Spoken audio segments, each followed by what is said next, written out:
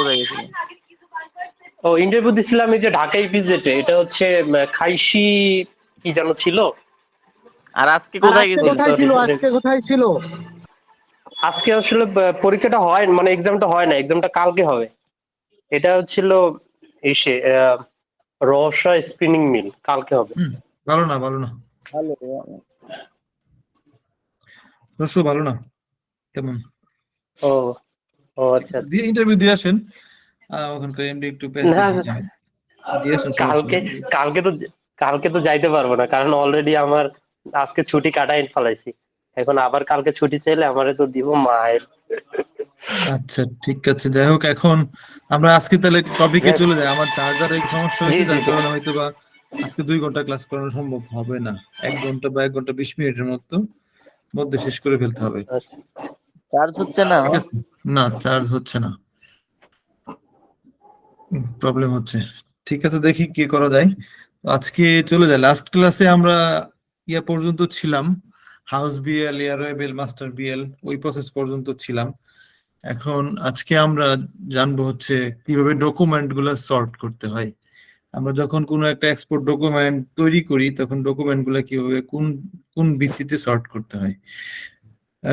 যদি আমরা টিটিতে শিপমেন্ট করি বা সেলস কন্ট্রাক্টের এগেইনস্টে যখন আমাদের শিপমেন্ট হয়, তখন সেলস কন্ট্রাক্টের বর্তমান যে সিচুয়েশন, সেই সিচুয়েশনে অবশ্যই আমাদেরকে আপনার সেলস কন্ট্রাক্টে শিপমেন্ট করতে গেলে অ্যাডভান্স টিটি লাগবে। মানে হচ্ছে বিএল এর স্ক্যান কপি দেওয়ার পরে টিটি টিটি দিতে হবে, এটাকে বলে টিটি অ্যাট সাইট।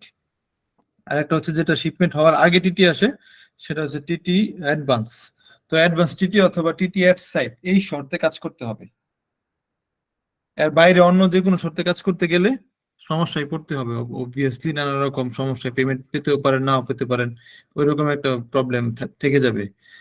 সো সেক্ষেত্রে আমরা যখন আপনার টিটিতে শিপমেন্ট করতে যাই, টিটি পেমেন্ট টার্মস, তখন আমাদের অরিজিনাল কোনো ডকুমেন্ট বাইরের কাছে পাঠানো লাগে না।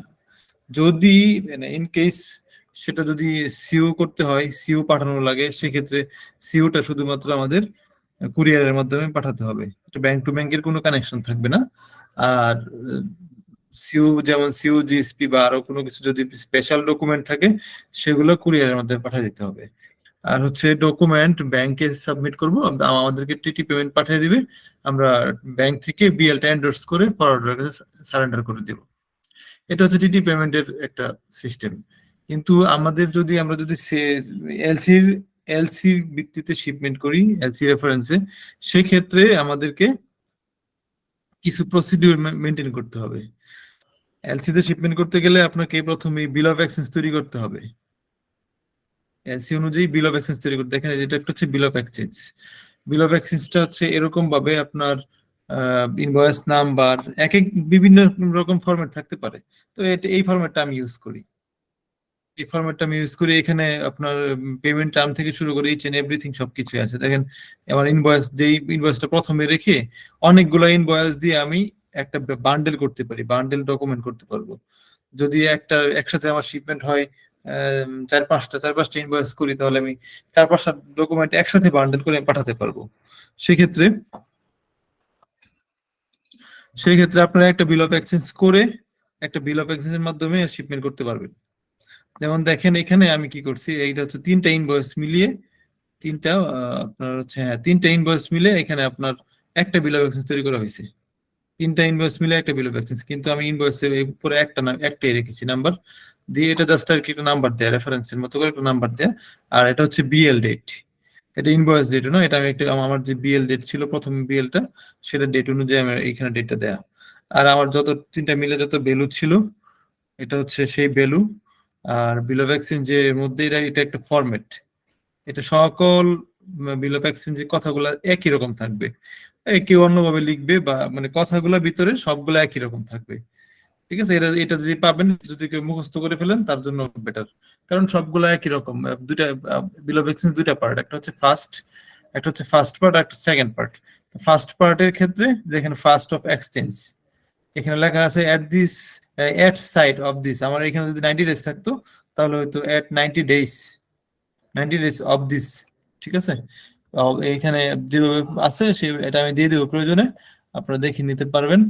আর আহ, এটাই হচ্ছে ফরম্যাট বিল অফ এক্সচেঞ্জের ভিতরে ইনভয়েস নাম্বার। এখন কেউ সিরিয়াল করে দিতে পারে, আবার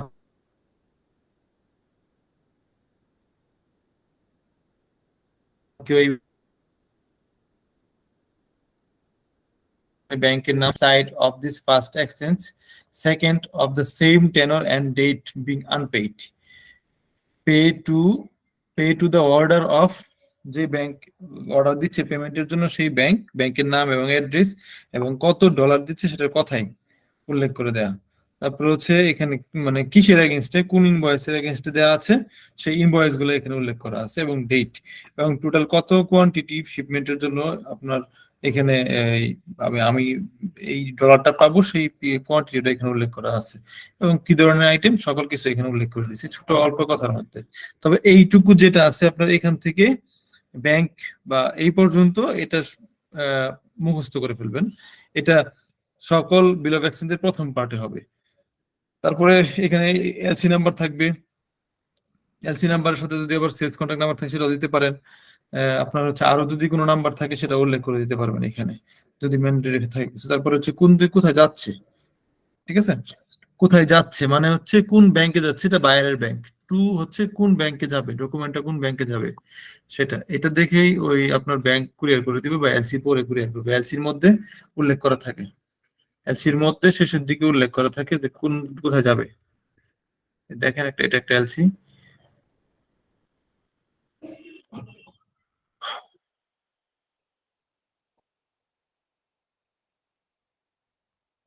এই যে sender to receiver information, all document must be send to স্যাকজা ব্যাংক।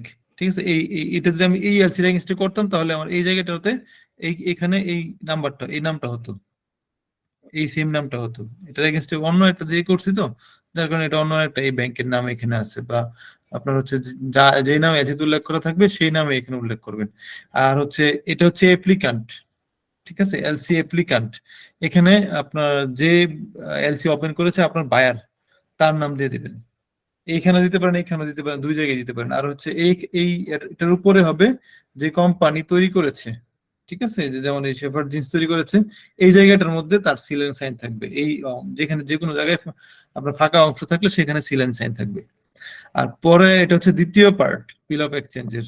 প্রত্যেকটা বিল অফ এক্সচেঞ্জে দুইটা পার্ট থাকবে, ফার্স্ট ওয়ান সেকেন্ড ওয়ান।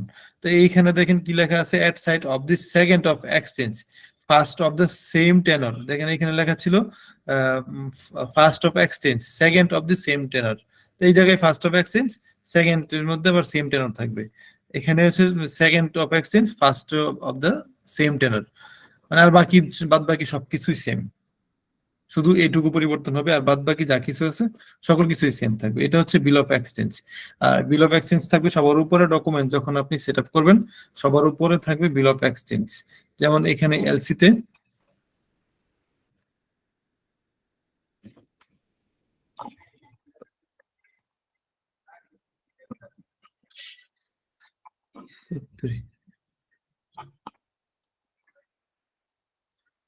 এই যে দেখেন 46 এতে উল্লেখ করা আছে ডকুমেন্টস রিকোয়ার্ড। এখানে বলা আছে signed commercial invoice in 3 original showing full description of garments, colour, size and quantities. এখানে বলা আছে ইনভয়েসের মধ্যে সকল ডেসক্রিপশন, ফুল ডেসক্রিপশন থাকতে হবে এবং কালার নেম থাকা লাগবে, সাইজ এবং কোয়ান্টিটি থাকা লাগবে, যে কোন সাইজের প্রোডাক্ট আছে।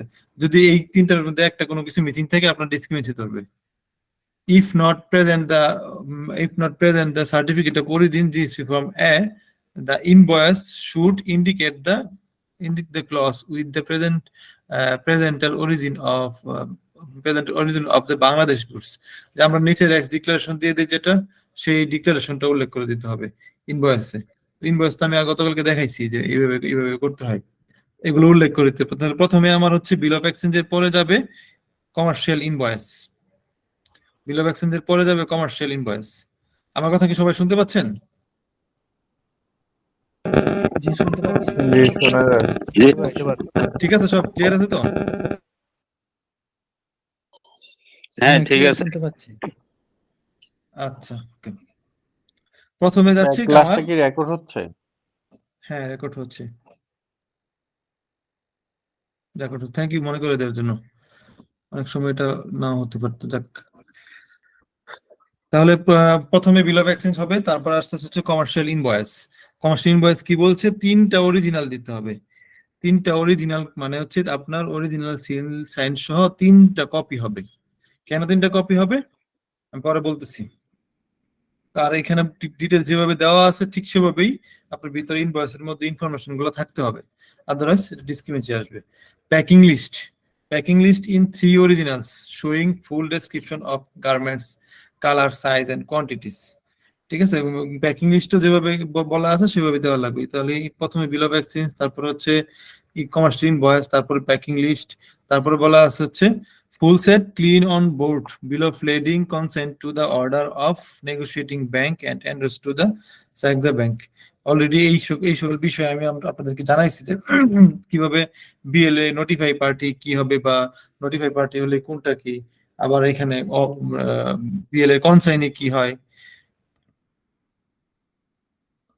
কনসাইনে কি হয়, সকল কিছু বলা হয়েছে অলরেডি। তবে আবার বলতেছি, আমি যদি মানে হচ্ছে full set clean on board, bill of lading, consent to the order of negotiating bank. তো নেগোশিয়েটিং ব্যাংক বলতে শিপার মানে এক্সপোর্টার যে ব্যাংকের সাথে ব্যাক টু ব্যাক ওপেন করেছে বা নেগোশিয়েট করেছে, তার যে লিঙ্ক ব্যাংক আছে সেই ব্যাংক হবে to the order of BL এর, টু দ্য অর্ডার অফ মানে কনসাইনিতে তো এই ব্যাংক হবে, এবং এন্ডোর্স টু দ্য স্যাগজা ব্যাংক। এই ওই ব্যাংক, নেগোশিয়েটিং ব্যাংক স্যাগজা ব্যাংক যখন ডকুমেন্টটা পাঠাবে বিএল এর পিছনে এন্ডোর্স করে দিবে এই ব্যাংকের সাথে, এই ব্যাংকে এন্ডোর্স করে দিবে। আর নোটিফাই পার্টি বলা আছে notify to the good factory as, মানে যিনি হচ্ছে অ্যাপ্লিকান্ট। ঠিক আছে, ওই অ্যাপ্লিকান্ট হবে নোটিফাই পার্টি। যেভাবে বলছে বিএলটা ঠিক সেরকমই হওয়া লাগবে, এর বাইরে করলে আপনার বিএল অ্যাকসেপ্ট হবে না। মার্ক ফিট কালেক্ট মানে এটা এফওবি শিপমেন্ট করতেছি যার কারণে এটা কালেক্ট। তাহলে আপনি কমার্শিয়াল ইনভয়েস, প্যাকিং লিস্ট দিলেন, তারপর দিলেন বিএল। এখন আমি কমার্শিয়াল ইনভয়েস 3 সেট কেন বলা হয়, অনেক ক্ষেত্রে 5 সেট বলে, 3 সেট বলে। আমরা যখন একটা বিএল কালেক্ট করতে যাই তখন বিএল এর 3টা অরিজিনাল থাকে, বিএল এর 3টা অরিজিনাল থাকে, 3টা অরিজিনালের সেম কাজ, 3টা অরিজিনালের সেম কাজ। এখন এই জন্য আমরা হচ্ছে নর্মালি 3টা অরিজিনালকে কভার করার জন্য আমাদের আরো 3টা অরিজিনাল ডকুমেন্ট করে দেওয়া লাগে মিনিমাম। যেমন ইনভয়েস 3টা দেওয়া লাগবে, আপনার হচ্ছে প্যাকিং লিস্ট 3টা দিতে হবে। কিন্তু সিইউজিএসপি তো একটাই, সিইউজিএসপি বাকিগুলো ফটোকপি দিয়ে চালানো যায়। তারপরে হচ্ছে shipment only to be effected by the following shipping companies. এটা হচ্ছে ডাবল প্লাস দেওয়ার মানে হচ্ছে এখানে আপনার ডকুমেন্ট রিকোয়ারমেন্ট না। ডাবল প্লাস দেওয়ার মানে হচ্ছে এই যে ফুল এখানে যে ক্লজটা আছে এই ক্লজের সাথে এডিং, এই ক্লজটার সাথে এডিং ক্লজ হচ্ছে আপনার ডাবল প্লাস। পরবর্তীতে যেটা বলা আছে অন্যগুলো দেখেন অন প্লাস করে একটা করে প্লাস দেয়া, আর এখানে ডাবল প্লাস মানে হচ্ছে এই যে আমার এই যে ক্লজটা আছে এই ক্লজের এডিং ক্লজ হচ্ছে এটা। তাহলে কি বলা আছে এখানে, shipment only to be effected by the following shipping companies: Dachser, ocean container line, Damco, DHL, Danmar lines, Kuehne Nagel, Blue, Anchor lines. মানে যতগুলা আমরা মানে তাদের সাথে নমিনেটেড যতগুলো ফরওয়ার্ডার আছে সকল ফরওয়ার্ডারের নাম এখানে দিয়ে রাখছে, যে এই সকল ফরওয়ার্ডার দিয়ে তারা গুডস গুলা পাঠাবে, এক এক সময় এক একটা আসবে। এখানে 20টার উপর ফরওয়ার্ডার দেওয়া আছে, যারা 20টা ফরওয়ার্ডার সাথে ওই কাস্টমারটা কাজ করে। তো এই এর বাইরে অন্য কোনো ফরওয়ার্ডারকে বলা আসলে এটা আপনারা অ্যাকসেপ্ট করবেন না। আর এটার হচ্ছে ডিক্লারেশন বা আপনার যখন শিপমেন্টের সাথে করবেন, শিপমেন্ট করার সময় ওই বায়ার আপনাকে বলে দিবে যে অমুক ফরওয়ার্ডারের কাছে গুডস হ্যান্ড করতে হবে। এবং সবগুলো টপ ক্লাস ফরওয়ার্ডার দেখেন, মার্কস লাইন, তারপর নাভা ফরওয়ার্ডিং, আবার যে কেএলএন কন্টেনার লাইন্স, আরো মোটামুটি সবগুলো সিএমএ, সিজিএম, ইভারগ্রিন, এগুলা মূলত বেশিরভাগই এখানে হচ্ছে আপনার ওই career company, Hyundai, merchant marine, বড় বড় আছে, এইগুলোর মাধ্যমে করতে হবে। তাহলে এটা হচ্ছে আমার এই ক্লজের এডিং, বিএল তারা দিতে পারবে। অন্য কোনো কোম্পানির বিএল, এর বাইরে কোনো কোম্পানির বিএল আপনার এই বায়ার অ্যাকসেপ্ট করবে না। তারপরে আছে হচ্ছে 4 নাম্বার ডকুমেন্ট। 4 নাম্বার ডকুমেন্ট হচ্ছে certificate of origin, GSP form A, indicating origin Bangladesh and dated before shipment date or otherwise marked with the issued respectively. ওই দিন যিনি প্রশ্ন করেছিলেন ওই দিন প্রশ্নের আনসারটা এখানে চলে আসছে, যে এখানে বলা আছে যে ইস্যুড রেট্রোস্পেক্টিভলি। এখানে কিভাবে দিয়েছে এলসি তে আমি ক্লিয়ার হয়ে গেছি। এটা certificate of origin is from indicating origin Bangladesh and dated before shipment date. মানে বিফোর শিপমেন্ট ডেট যদি হয়, আমি যদি কোনো জিএসপি করি সেটা যদি আমার শিপমেন্টের আগে হয়ে যায় তাহলে সেখানে এই শুড রেট্রোস্পেক্টিভলি বলার দরকার নেই। অর আদারওয়াইজ, ঠিক আছে, এর বাইরে যদি হয়, পরে যদি হয় তাহলে ইস্যুড রেট্রোস্পেক্টিভলি বলতে হবে। কিন্তু আমার জিএসপি অবশ্যই কাউন্ট হবে না বিফোর শিপমেন্ট, মানে শিপমেন্ট ডেটের আগে আমি জিএসপি করতে পারবো না, ইপিপি সেটা দিবে না। শিপমেন্ট ডেটের আগে আগে শুধুমাত্র ইয়ারের ক্ষেত্রে ফ্লাইট হওয়ার আগে করতে পারবেন, অন্যগুলা করলে ওইভাবে কাউন্ট হবে না। In the case of not submitting this certificate, must add a certificate issued by Go Factory SA validating the invoice. আমরা যখন প্রথমে রেক্স ডিক্লারেশনটা অনলাইনে করিনি তখন হচ্ছে একটা ফরম্যাট ছিল প্রত্যেকটা কাস্টমারের, ওই ফরম্যাট অনুযায়ী একটা আপনার এসও ফর্ম দেওয়া লাগে, এসও ফর্ম একটা ফরম্যাট ছিল, ওই ফরম্যাটেই আপনার এসও ফর্ম দেওয়া লাগতো। যদি জিএসপি না হয় তখন ওই আপনার কোম্পানির সিল সাইন সহ একটা ফর্ম দেওয়া লাগতো। পরবর্তীতে যখন রেক্স ডিক্লারেশন আসছে তখন এই ক্লজটা একদম ফাইনালি অ্যাক্টিভ হয়ে গেছে, রেক্স কোড সহ ইনভয়েস নাম্বার সহ এখন আমরা রেক্স ডিক্লারেশন দিতে পারি। তার মানে 4 নাম্বার ডকুমেন্ট আসবে হচ্ছে রেক্স ডিক্লারেশন, রেক্স আপনার হচ্ছে SO certificate, SO statement of origin, ওই দিন যেটা দেখালাম আমরা অনলাইনে যেটা করি। তারপর 5 নাম্বার ডকুমেন্ট হচ্ছে certificate of origin indicating origin Bangladesh. এইটা হচ্ছে সিও, আমরা যে আপনার হচ্ছে chamber of commerce, BGMEA, BKMEA থেকে যে সিওটা নেই সেই সিওটা হচ্ছে এটা। আর 5 নাম্বার হচ্ছে quality inspection certificate signed by মানে আমার যে কোম্পানি যে কাস্টমারের গুডস আমরা তৈরি করেছি এটা থার্ড পার্টি ইন্সপেকশন হতে পারে বা সেলফ ইন্সপেকশন হতে পারে। ওই ইন্সপেকশন সার্টিফিকেটে এখানে একজনের নাম বলে দেওয়া আছে যে ওনার সাইন লাগবে, ওনার সাইন করা ইন্সপেকশন সার্টিফিকেট, যেটাকে আমরা আইসি বলি শর্টকাটে, ওই ওনার সাইন করা ইন্সপেকশন সার্টিফিকেটটা কালেক্ট করে ডকুমেন্টের সাথে একসাথে দেওয়া লাগবে। তাহলে 6টা ডকুমেন্ট আমার ব্যাংকে পাঠানো লাগবে ব্যাংকের মাধ্যমে। যদি আপনি এই 6টা ডকুমেন্ট পাঠান তাহলে এখানে যদি ডকুমেন্টে যেভাবে করেন কোনো ডিসক্রিপেন্সি আসার সম্ভাবনা নেই, আসবে না। যদি তারা যেভাবে আপনাকে ক্লজ দিয়ে দিছে যে এগুলো করতে হবে, এগুলো লিখতে হবে, সকল কিছু ক্লিয়ার করে 6টা ডকুমেন্ট দিলে আপনার কোনো ডিসক্রিপেন্সি আসবে না। তাহলে ডকুমেন্ট আমরা কিভাবে সাজাবো? ডকুমেন্ট সাজানোর ক্ষেত্রে আমরা যখন সকল ডকুমেন্ট হাতে পেয়ে যাব, ফাইনালি আমাদের হচ্ছে 7 ডেজ এর মধ্যে ডকুমেন্ট দিতে হয়। ঠিক আছে, ডকুমেন্ট প্রেজেন্টেশনের টাইম অনেক সময় অনেক ক্ষেত্রে 15 দিন থাকে, কিন্তু এটা এখানে কত আছে?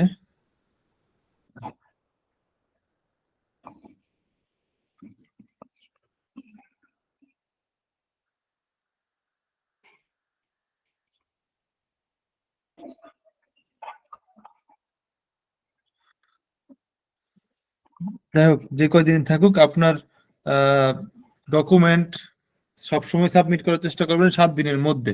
আপনার ব্যাংকে 7 দিনের মধ্যে সাবমিট করার চেষ্টা করুন সকল ডকুমেন্ট সহকারে। তো সকল ডকুমেন্ট যখন হবে তখন আপনি ডকুমেন্ট প্রিপেয়ার করতে যাবেন, ডকুমেন্ট গুলো কিভাবে দিবেন, আপনার ব্যাংকে কিভাবে সাবমিট করবেন। সেক্ষেত্রে আপনি আপনার হচ্ছে একটা বিল অফ এক্সচেঞ্জ তৈরি করবেন। বিল অফ এক্সচেঞ্জ তৈরি করে, বিল অফ এক্সচেঞ্জটা এক্সেলে দেখাচ্ছি আমি, এটা অলরেডি দেখিয়েছি যে কিভাবে করতে হয়, কি কি আছে। তো এগুলা কমপ্লিট করে বিল অফ এক্সচেঞ্জটা কমপ্লিট করবেন। কমপ্লিট করার পরবর্তী সময়ে আপনার করতে হবে ফরওয়ার্ডিং। একটা ব্যাংক যে ডকুমেন্টটা দিবেন সেই ব্যাংকে একটা ফরওয়ার্ডিং করতে হবে। এই ফরওয়ার্ডিংটা হবে এরকম, মনিরুল ঠিক আছে, ভাই। ফরওয়ার্ডিংটা এরকম। হ্যালো, হ্যাঁ কিছু মনিরুল বলবেন? ভাই, জি জি, জি, আমি বলতেছি কি 7 দিনের মধ্যে মানে আপনার ওই এক্সপোর্ট এলসি হাতে পাওয়ার পর 7 দিনের মধ্যে এটা করতে হবে? না না, আপনার বিএল ডেট থেকে ও 7 বিএল ডেট ডেজ। থেকে? ও আচ্ছা 7 হ্যাঁ, ডেজ, আচ্ছা। বিএল ডেট থেকে 7 ডেজ। আপনার বিএল এইখানে তো শিপমেন্ট ডেট থাকে এলসির মধ্যে, তো বিএল ডেট থেকে 7 ডেজ এর মধ্যে ডকুমেন্টটা দেওয়ার চেষ্টা করবেন। দেখেন আমি যখন ব্যাংকে সাবমিট করব, এটা ব্যাংকের অ্যাপ্লিকেশন যেভাবে করতে হয় নর্মালি ঠিক সেভাবেই এখানে আপনার ডেট সহকারে ব্যাংকের ম্যানেজার বরাবর দিব, এবং এখানে বলা আছে যে request for negotiating collection of export document, আর ডকুমেন্ট ভ্যালু এত ছিল, আর এলসি নাম্বার বা কোন এলসি এগেইনস্টে যাচ্ছে সেই এলসি নাম্বার। আর এখানে একটা লেখা আছে with reference to the above enclosed please, সবকিছু ঠিক আছে এখানে আপনি দিলেন। এখানে upon collecting the same please credit the proceed to our account which maintaining with you.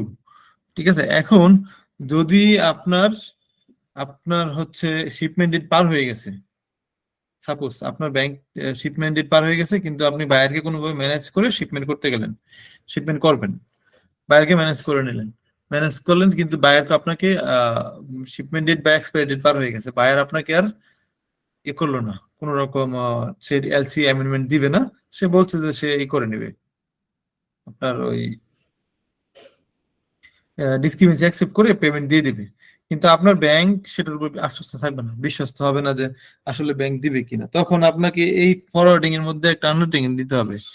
ঠিক আছে, এই আন্ডারটেকিংটা এরকম হবে যে আমি আমার কাস্টমার যদি আমাকে পেমেন্ট না দেয়, এটার এগেইনস্টে যত লায়াবিলিটি আছে সেটা আমাদের নিজেদের সোর্স থেকে পেমেন্ট করে দিতে, আমি নিজেদের সোর্স থেকে পেমেন্ট করে দিব, এরকম এই মর্মে আপনাকে একটা আন্ডারটেকিং দিতে হয়।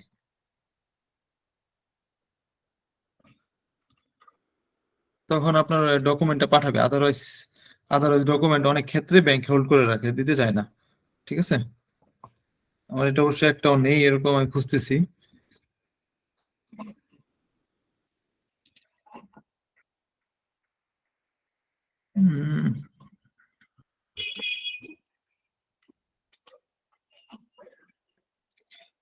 যাক, এটা হচ্ছে আপনার ওই যখন ব্যাংক আপনাকে আটকাই দিবে যে ডকুমেন্ট দেওয়া যাবে না, এলসি তো এক্সপায়ার্ড হয়ে গেছে, তখন এটা এখানে উল্লেখ করে দিবেন। যদি আপনার কাস্টমার আপনাকে মেনে নেয়, যদি কাস্টমার মেনে নেয় তখন, আদারওয়াইজ আদারওয়াইজ যদি পাঠান আর ডিসক্রিমিনেন্সি হোল্ড করে, আপনার ডিসক্রিমিনেন্সি ধরে হোল্ড করে রাখে, তখন কিন্তু আপনার ব্যাংকও কিছু করতে পারবে না, আপনিও কিছু করতে পারবেন না, ওই দিকটা অবশ্যই লক্ষ্য রাখবেন। এই হচ্ছে ডকুমেন্ট সর্টিং এর প্রসিডিউর। ডকুমেন্ট আপনি সকল কিছু রেডি করবেন, রেডি করে অন বাই অন যেভাবে এলসি তে উল্লেখ করা আছে। হ্যালো, হ্যাঁ মনির কিছু ভাই, বলছেন? ফরওয়ার্ডিংটা ওপেন করবেন আবার একটু। জি বলেন। ওই যে সিরিয়াল নাম্বার, এই জিনিসটা একটু বলবেন, এগুলা মানে সিরিয়াল ডকুমেন্ট, বায়ার, ব্যাংক, এটা 1-3 এগুলো।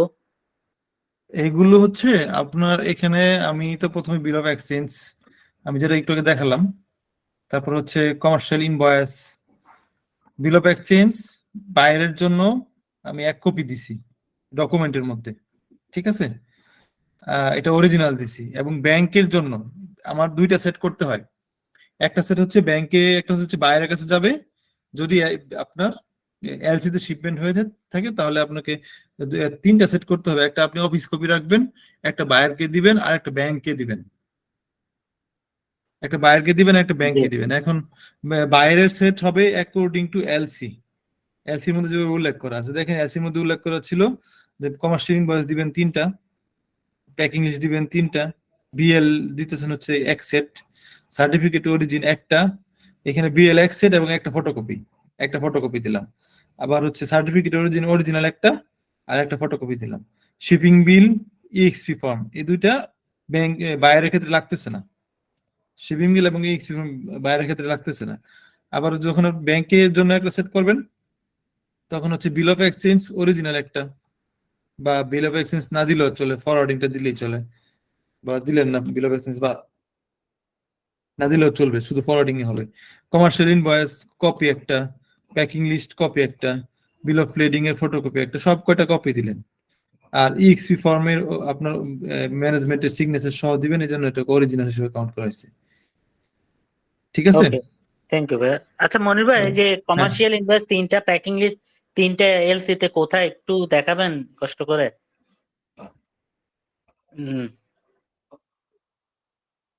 এই যে এখানে বলা আছে আচ্ছা আচ্ছা আচ্ছা আচ্ছা আচ্ছা, ইনভয়েসিং বুঝতে 3 পারছি। অরিজিনালস। ঠিক আছে, জি, packing list thank you. In 3 originals, হ্যাঁ, বলা জি, আছে থ্যাংক এটা। ইউ, থ্যাংক এইভাবে ইউ। বলে দিবে, যদি আপনার 5 বলে 5 দিতে হবে, 7 বললে 7 দিতে হবে, যেটা বলে সেভাবে বুঝতে দেওয়া পারছি। লাগবে, জয় সেট বলে, ঠিক আছে।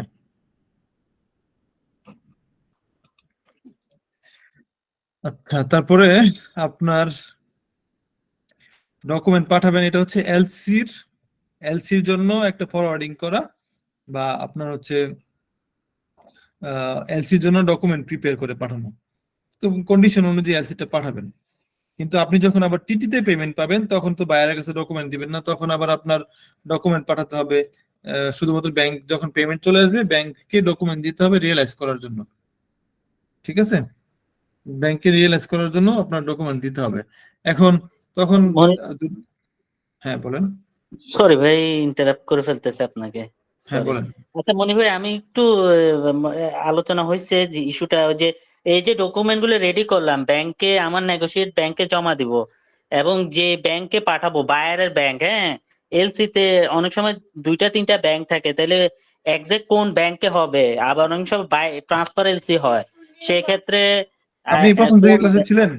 জি জি, প্রথম থেকে ক্লাসে ছিলেন, প্রথম থেকে একদম শুরু থেকে? আমি এই জন্যই বলতেছি, প্রথমে একটু মিস করে ফেলছি আমি, ওই যে প্রথমে বাসায় আর নেট। আর কোনোদিনও মিস করবেন না, হ্যাঁ, হ্যাঁ হ্যাঁ হ্যাঁ। ঠিক আছে। জি প্রথমে মিস করবেন, কারণ এগুলো আমি অলরেডি বলছি। জি আপনার ওই এলসি শেষে জি কোন ব্যাংকে ডকুমেন্ট পাঠাবেন সেটা উল্লেখ থাকবে, হ্যাঁ, বলে দিবে। জি। এই যে হ্যাঁ, দেখেন, এখানে বলা আছে যে এই লাস্টের দিকে দেখেন বলা আছে সেন্ডার টু রিসিভার ইনফরমেশন, আপনার হচ্ছে এফ অল বা document must be 72, sent. All document must be send to, এই যে এই বলা থাকবে যে কোন ব্যাংকে ওকে দিবেন। ওকে ওকে। অবশ্যই ইন্ডিকেট একদম ফাইনালি ক্লিয়ার ইনফরমেশন থাকবে, আপনি কোথায় ডকুমেন্ট পাঠাবেন, কোথায় কি পেমেন্ট হবে। যদি ক্লিয়ার কোনো ইনফরমেশন না থাকে এই এলসি এগেইনস্টে আপনার ব্যাংক কাজই করবে না। আচ্ছা মনির ভাই, হুম। এই আমি যে ব্যাংকে ডকুমেন্ট জমা দেব, তখন ব্যাংকও এটা এনশিওর করে না যে ব্যাংকে যে ডকুমেন্টটা কোন ব্যাংকে যাবে, এটা ব্যাংকই এনশিওর করে? হ্যাঁ, ওদের কি অবভিয়াসলি এটা কোনো, এনশিওর করবে। ওরা কি অবশ্যই জিনিসটা করবে। চেক করে?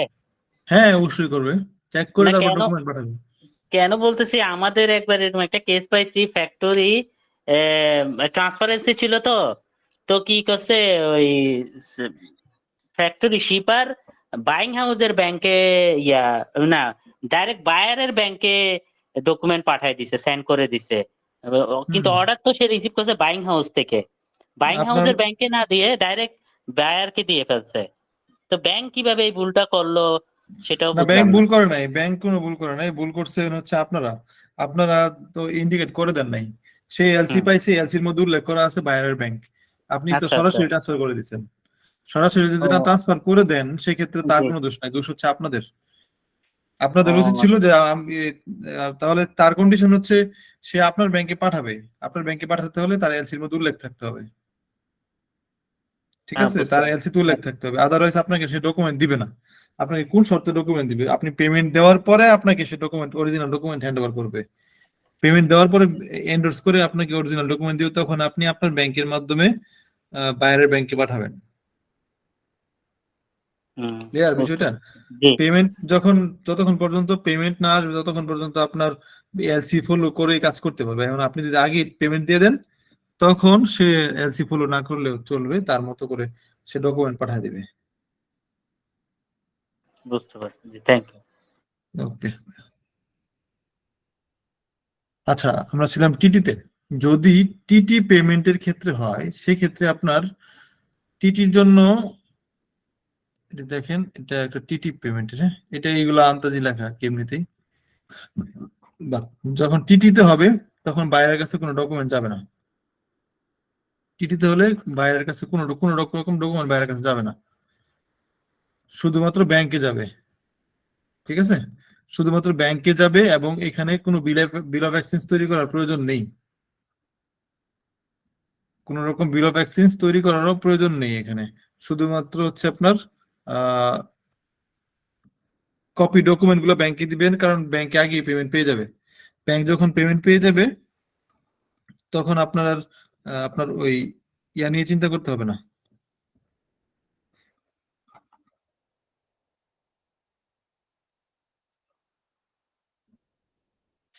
হুম, দেখেন আমি এটা টিটির জন্য একটা ফরম্যাট, এই এটা হচ্ছে আমি অ্যাডভান্স পেমেন্ট পেয়ে গেছি।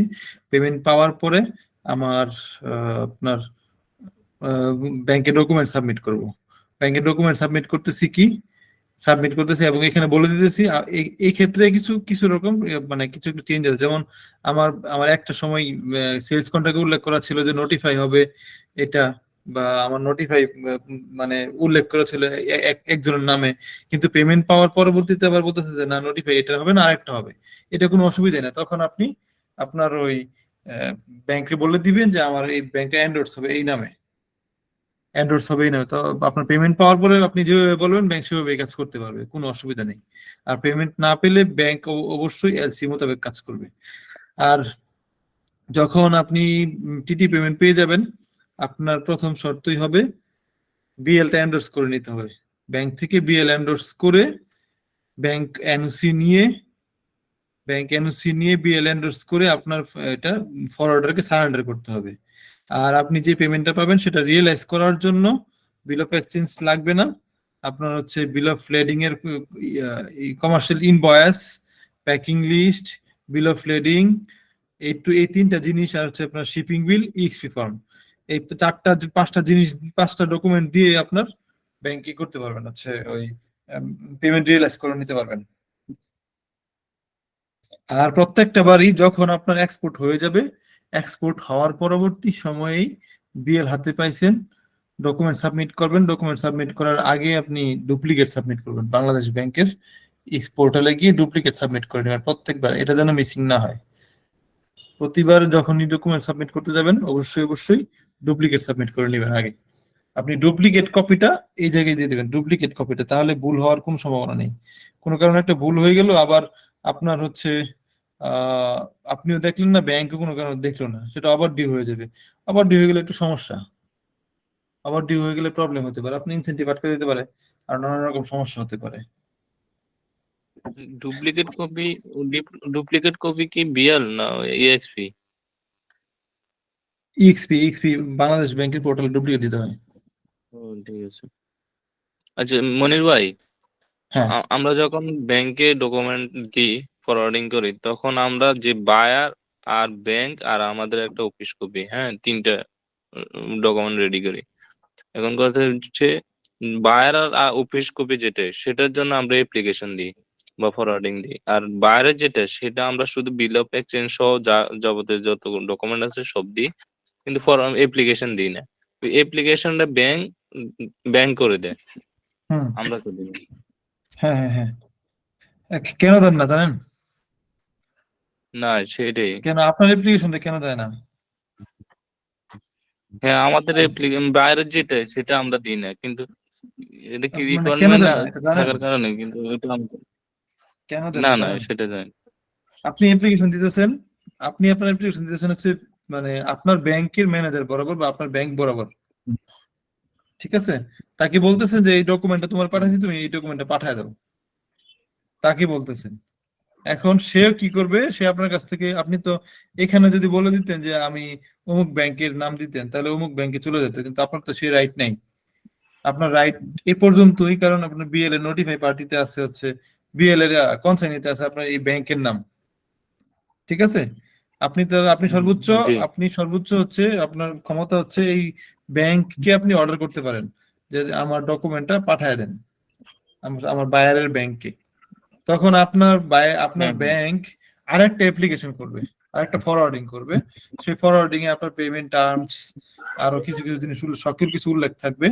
উল্লেখ থেকে সেই ফরওয়ার্ডিংটা সে আমার ডকুমেন্টের উপরে অ্যাডজাস্ট করে পাঠিয়ে দিবে, ঠিক আছে? ওইটাই হচ্ছে আপনার হচ্ছে ডিমান্ড ড্রাফট হিসেবে যাবে। বুঝতে পারছেন? হ্যাঁ ঠিক আছে। ওকে। মনির ভাই, হ্যাঁ আচ্ছা, আমার কোশ্চেন একটু অন্যদিকে। আচ্ছা, ইএক্সপি ওভার ডিউটা একটু ক্লিয়ার দরকার। ইএক্সপি যেমন ডুপ্লিকেটটা সাবমিট করতে হচ্ছে যে বিএল ডেট থেকে 14 দিনের ভিতরে, ওভার ডিউটা হয় কিভাবে? ওভারডিউ অনেকে হচ্ছে ভুল পেমেন্ট। করছেন বা একটু আপনার কনফিউশন ইএক্সপি হচ্ছে। ওপেন করলেন, ইএক্সপি ওপেন করার পরবর্তী 120 দিনের মধ্যে সেটাকে ক্লোজ করতে হয়। অর্থাৎ ইএক্সপি আমি যে ডেটে ইস্যু করছি, ইস্যু ডেট থেকে নেক্সট 120 দিন। 120 দিনের ভিতরে এক্সপির ইস্যু বলতে হচ্ছে এক্সপি ডুপ্লিকেট করে আমি ব্যাংকে পেমেন্টের জন্য ডুপ্লিকেট করে সেটাকে ক্লোজ করে দিতে হয়। আচ্ছা ততক্ষণ পর্যন্ত ক্লোজ না করতে পারবেন ততক্ষণ পর্যন্ত সেটা ওভারডিউ হয়ে যাবে। ক্লোজ করতে গেলে তখন কি হবে, আপনার দেখবি এটার এগেইনস্টে পেমেন্ট আসছে কিনা, প্রথমে শিপিং আচ্ছা বিল হয়েছে করলো কিনা, পেমেন্ট আসছে কিনা।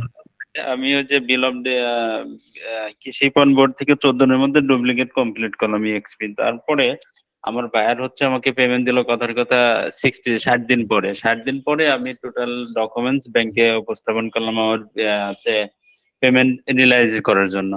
রিলাইজ যখন হয়ে গেল তখন তো আমি ওখানে এক্সপি কপি জমা দিচ্ছি। এক্সপি কপি যখন আমি আমার নেগোশিয়েট ব্যাংকে দিচ্ছি, ওটা কি তখন বাংলাদেশ ব্যাংকের কোনো সিস্টেমে আপডেট হয় যে এই এক্সপি ইস্যু হয়েছিল এই ডেটে, এক্সপির এগেইনস্টে পেমেন্ট শিপার অলরেডি পেয়ে গেছে, এরকম কোনো বা এক্সপির বিষয় কি যায় বাংলাদেশ পোর্টালে? হ্যাঁ, যখন পেমেন্ট আসবে পেমেন্টটা তারা রিয়েলাইজ করবে, রিয়েলাইজ করলেই আপনার এটা ট্রিপ্লিকেট দিয়ে দিবে তারা। ট্রিপ্লিকেট পিআরসি নাম্বার করে তখন ওই নাম্বারই তখন নাম্বার আপনি পড়বে, চেক করতে পারবেন। পিআরসি নাম্বার পড়বে, প্রসিড রিয়েলাইজেশন সার্টিফিকেট নাম্বার পড়বে, সেই নাম্বার অনুযায়ী তারা ট্রিপ্লিকেট করে দিবে। ট্রিপ্লিকেট করে দিলে বাংলাদেশ ব্যাংক হচ্ছে আপনার ডুপ্লিকেট করে সেটাকে ক্লোজ করে দিবে, শেষ। আচ্ছা, এখন এই ক্ষেত্রে যদি আমি দেখেছি যে শিপমেন্টটা করছে, শিপমেন্টটা আমার হচ্ছে বায়ার পেমেন্ট দিচ্ছে ডিলে করছে, যেমন যে ক্ষেত্রে কিছু পেমেন্ট দেখা যায় যে আমি যেরকম এই যে আপনার এই যে কি বলে ট্রেডিং হাউস আছে, অনেক ক্ষেত্রে যে দেখি আপনাদের শিপমেন্টের ক্ষেত্রে অনেক ডিলে হয়ে যাচ্ছে, গুডস হ্যান্ড ওভার করে দিচ্ছেন 2 মাস 3 মাস পরে হচ্ছে টিটি পেমেন্টের ক্ষেত্রে পেমেন্ট পাচ্ছেন, এরকম ক্ষেত্রে তো ঝামেলা হয় না এগুলা? হ্যাঁ, ঝামেলা হয়, ওভারডিউ হয়ে যায়, তখন আপনি অন্য কাজগুলো করতে পারেন না, ক্যাশ ইনসেন্টিভ পাইবেন না ওই সময়। ওভারডিউ ঝামেলা তো হবেই, ব্যাংক পুশ করবে, নানা রকম সমস্যা হবে। তখন যদি ব্যাংক চায় আপনার সকল কিছু বন্ধ করে দিতে পারবে। শুধু ব্যাংক না, কাস্টমস থেকেও নোটিশ কাস্টম আসবে। থেকে নোটিশ আসবে, সব মানে সকল কিছুতে সমস্যা হয়ে যাবে আপনার। মাঝে মধ্যে দেখি এরকম কিছু পেমেন্ট ওভারডিউ হলে সরাসরি অডিটের কাস্টমসে সময় আটকে যাবে। অডিট না, অডিটের সময় এখন হচ্ছে কাস্টমসের ওয়েবসাইটে শো করে যে অমুক কোম্পানিতে ওভারডিউ অত আছে, এক্সপোর্ট করতে সমস্যা হবে, ঠিক আছে, এক্সপোর্টে আটকায় দিবে যে আপনি বলো আপনার ওভারডিউ আগে ক্লিয়ার করেন। 120 দিন অর্থাৎ 4 মাস 4 এক্সপিরিয়েন্স মাস ডেট থেকে 4 মাস। 120 দিন, 120 দিন শেষ হওয়ার পরে 1 মিনিট গেলেও সেটা ওভারডিউ। ঠিক আছে, থ্যাংক ইউ। ভাইয়া তাহলে ওভারডিউ বলতে বোঝানো হচ্ছে যে ইএক্সপি ওপেন করার পর পেমেন্ট আসা, মানে 120 দিন ভিতরে পেমেন্ট আসা যদি না আসে তাহলে এখানে ওভারডিউ হয়, তাই তো? হ্যাঁ হ্যাঁ হ্যাঁ হ্যাঁ। আচ্ছা, যদি এর ভিতরে পেমেন্ট আইসা পড়ে তাহলে এটার প্রসেসিং আর ওভারডিউ হয় না, তাহলে এইখানে আর আমার কোনো কাজ নাই, যা আছে সব ব্যাংকের এই কাজ করতে হবে, আপনার ব্যাংকই কাজ ডুপ্লিকেট করে করে দিতে দেয়। হবে, ব্যাংকে ডকুমেন্ট সাবমিট করতে হবে, সাথে যে ডকুমেন্টগুলো থাকে সেই ডকুমেন্টগুলো সাবমিট করে সেই আপনাকে আপনার ওই ট্রিপ্লিকেট করে দিবে ব্যাংক, ট্রিপ্লিকেট করে দিলে কাজ শেষ হয়ে যাবে। আপনার কাজ হচ্ছে ডকুমেন্ট সাবমিট করে দিবেন আর ডকুমেন্ট ডুপ্লিকেট বলতে করে যে দিবেন। এই যে বায়ারের যে ডকুমেন্ট গুলো চাচ্ছে এই ডকুমেন্টের কথা বলতেছেন নাকি? না না, ইনভয়েস প্যাকিং বাইরে যে ডকুমেন্ট দিয়েছেন তারই একটা সেট। আপনার ও, পেমেন্ট আসছে এবং এটা কোন কোন ডকুমেন্টের এগেইনস্টে আসছে সেটা ব্যাংককে দিতে হবে না, ইনভয়েস দিতে হবে, প্যাকিং লিস্ট দেওয়া লাগবে, বিএল এর কপি দিতে হবে, শিপিং বিল দেওয়া লাগবে, আর আপনি যে ইএক্সপি অপয়েন্ট করছেন সেই ইএক্সপি দিতে হবে, আর একটা এইটা ফরওয়ার্ডিং করে দিতে হবে। না না, এইটা যখন আমি শিপমেন্ট প্রসেস করি, শিপমেন্টের সাথে সাথে যখন তো বায়ারকে, যখন আমি ব্যাংকে বায়ারের জন্য যে ডকুমেন্ট গুলো সাবমিট করি ওর সাথে সাথেই তো দেওয়া হয়ে যায়। হ্যাঁ হ্যাঁ, তার অ্যাকসেপ্ট দেওয়া হয় যদি এটা এলসি পেমেন্ট হয়ে থাকে, অ্যাকসেপ্ট দেওয়া হয়। ও আচ্ছা আচ্ছা, তখন তারপরে তো আর লাগে না। না, তারপরে আর লাগে না। আচ্ছা আচ্ছা, বুঝতে পারছি, এইটাই ঠিক আছে, থ্যাংক ইউ। আচ্ছা মনির ভাই, আমার ভাই একটা কোশ্চেন ছিল। হ্যাঁ বলেন। আচ্ছা এই যে কিছু ফ্যাক্টরিতে শুনলাম যে ফ্রড হচ্ছে, অর্ডার ঢুকছে, মাল চলে আসছে, প্রোডাক্ট রেডি হয়েছে কিন্তু শিপমেন্ট কিছু হয়েছে সেটার পেমেন্ট পাচ্ছে না বা ওইটা, তো ওরা এটার কোনো সমাধান কি করবে নাকি ওই রকমের ওভারডিউ হয়ে ওরা এরকমের পরবর্তী শিপমেন্টের জন্য প্রবলেমে পড়বে? এটা কিভাবে পরবর্তী সমাধান শিপমেন্টের জন্য করবে ওরা? প্রবলেমে পড়বে, পরবর্তী শিপমেন্টের জন্য প্রবলেমে পড়বে, পারবে না। তারাও ফ্রড, যারা ধরা খাইছে তারাও ফ্রড, যারা তাদের সাথে কাজ করছে ওরাও ফ্রড। তারা তো ব্যাংক তো ওদেরকে বলছে ব্যাংক অবভিয়াসলি ওদেরকে বলছে যে এই কোম্পানির সাথে কাজ করবেন না, ওরা পেমেন্ট ভালো না বা ওদের ক্রেডিট রিপোর্ট ভালো না। যখন ব্যাক টু ব্যাক এর জন্য সেলস কন্ট্রাক্ট ব্যাংকে সাবমিট করছে, ব্যাংক অবশ্যই কয়েকবার নোটিফাই করছে এবং যারা দেখেন যে প্রত্যেকটা কোম্পানি তার আন্ডারটেকিং দিয়ে কাজ করছে যে পরবর্তীতে কোনো সমস্যা হলে নিজস্ব ফান্ড থেকে ফান্ড অ্যারেঞ্জ করে এই যারা বিক্রেতা আছে তাদেরকে দিবে, এই মর্মে তারা ব্যাক টু ব্যাক ওপেন করছে। এখন তো এই মর্মে ব্যাক টু ব্যাক ওপেন করছে, ব্যাংক তো এই ক্ষেত্রে কোনো লায়াবিলিটি নিবে না। ব্যাংক ওর কাছ থেকে ওর জমি বিক্রি করে যেভাবেই হোক টাকা পয়সা নিয়ে নিবে। ভাই ঠিক এটা তো আছে। আরএমএ দিয়ে চেক করে, তাই না? যে ব্যাংকের হ্যাঁ, পেমেন্ট সিস্টেমটা ভালো কিনা। না এটা এটা তো ব্যাংকের সাথে কাজ করে নাই, কাজ করছে সেলস কন্ট্রাক্টে, এলসি তে কিন্তু হয়নি। এইসব কাজ ও এলসি তে হবে বুঝতে না, পারছি। সেলস কন্ট্রাক্ট করছে। তখন সেলস কন্ট্রাক্ট যখন করছে তখন হচ্ছে ওই ব্যাংক অবশ্যই ওই কোম্পানির ক্রেডিট রিপোর্ট চেক করছে, ক্রেডিট রিপোর্ট চেক করে দেখছে যে ওই কোম্পানির ক্রেডিট রিপোর্ট ভালো না, নীল ক্রেডিট, জিরো ক্রেডিট রিপোর্ট। তখন অবশ্যই অবশ্যই অবশ্যই কোম্পানিকে বলছে যে আপনার এর সাথে কাজ করবেন না। ঠিক আছে, এরকম এলসি সিচুয়েশন আচ্ছা প্রবলেম হতো না না ওরা ভাইয়া? ব্যাংকের কথা মানলে প্রবলেম হতো না, ব্যাংকের কথা মেনে যদি তারা কাজ করতো তাহলে প্রবলেম হতো না। মনির ভাই, আচ্ছা হ্যাঁ, হ্যালো। জি বলেন। আচ্ছা মনির ভাই, যখন আমি ধরেন ফ্যাক্টরি তো বায়ার থেকে একটা ইনকোয়ারি বা অর্ডার আসলো, তখন ব্যাংক এটা আমাকে ভেরিফাই করে অ্যাডভাইস করে যে ও মানে ভালো বা মন্দ নাকি, ব্যাংকে আমাকে অ্যাডভাইস করতেছে, তাই না? হ্যাঁ, নাকি মানে ব্যাংকের আপনার পেমেন্ট সিস্টেমটা আপনাকে অ্যাডভাইস করতে পারে, বায়ার ভালো কিনা এটা বলতে পারবে না। আপনার পেমেন্ট সিস্টেম, বায়ারের পেমেন্ট সিস্টেম কি এটা আপনাকে জানাইতে পারবে ব্যাংক। আচ্ছা আচ্ছা, না ওটা বলতেছি যে এখন আমি যদি একটা নতুন বায়ারের অর্ডার পাই, আমি কিভাবে বুঝবো যে বায়ারটা ট্রাস্টওর্থি, ভ্যালিড বা জেনুইন, কোনো প্রবলেম হবে না, সেটা বলতেছি আমি। এটা কি কাজটা কি ব্যাংক করে দিবে আমার পক্ষ হয়ে, নাকি আমি এক্সটার্নাল? আপনি যখন ব্যাংকে লিয়েনের জন্য দিবেন তখন ব্যাংক অবশ্যই ক্রেডিট রিপোর্ট চেক করবে, অবশ্যই মানে অবশ্যই আমার ক্রেডিট রিপোর্ট আমার চেক করবে। পক্ষ হয়ে ব্যাংক করে দিবে হ্যাঁ, এটা? আপনার কাছ থেকে ক্রেডিট রিপোর্ট চেকিং এর জন্য টাকা নিবে তো, সে চার্জ আচ্ছা আচ্ছা নিবে। আচ্ছা ঠিক আচ্ছা আছে, আচ্ছা সে আচ্ছা চার্জ কেটে আপনার কাছ থেকে ওটা চেক করবে, চেক টেক করে ভালো হুম, পেলে আপনাকে কাজ করার জন্য বলবে, কোনো কিছু বলবে না। আর যদি খারাপ পায় তখন ঠিক। বলবে যে এটা ভালো না, আপনি কাজ করবেন না। আচ্ছা বুঝতে পারছি। আচ্ছা ভাই, আরেকটা জিনিস, ধরেন আমি যে বায়ার, হ্যাঁ আমি ধরেন বাইং হাউস, এক্ষেত্রে আমি কিভাবে বুঝবো যে, ধরেন আমি কোন একটা ফ্যাক্টরিকে অর্ডার দেওয়ার আগে আমি কিভাবে বুঝবো যে এই ফ্যাক্টরিটা ফাইনান্সিয়াল অবস্থা ভালো বা ফ্রড না জেনুইন, সবকিছু ওকে আছে, এটা কিভাবে আমি বুঝবো? এটা ভেরিফাই করার ওয়েটা কি? না, আমি আমাদের কাছে কোনো ওয়ে থাকবে না, কারণ আমরা তো চিনবো না। ব্যাংক পারবে, ব্যাংক চাইলে আপনারটাও, আপনার এনআইডি কার্ড দিয়ে আপনার সকল কিছু খবর নিয়ে নিতে পারবে, ব্যাংকের এই আছে। কিন্তু আপনার আমার কাছে এটা নেই, এই ক্ষমতা হ্যাঁ, আমরা ব্যক্তিগতভাবে পারবো না। আচ্ছা সেটা বলছি, মানে আমি যখন কোনো একটা ফ্যাক্টরিকে অর্ডার দিতে যাব, সেক্ষেত্রে ফ্যাক্টরির ইয়াটা ব্যাংক দিয়েই ভেরিফাই করতে হবে, তাই না? হ্যাঁ, ব্যাংক দিয়ে ভেরিফাই করতে পারবেন। আচ্ছা আচ্ছা, থ্যাংক ইউ। ওকে। জিনিসটা আপনার ফাইবার কি আপওয়ার্কের যে এরকম কাজের প্রথমে বায়ার একটা কাজ দিলে ওখানে বায়ারের পেমেন্ট সিস্টেম, বায়ারের কাজ কেমন সবকিছু ওখানে দেখা যায়।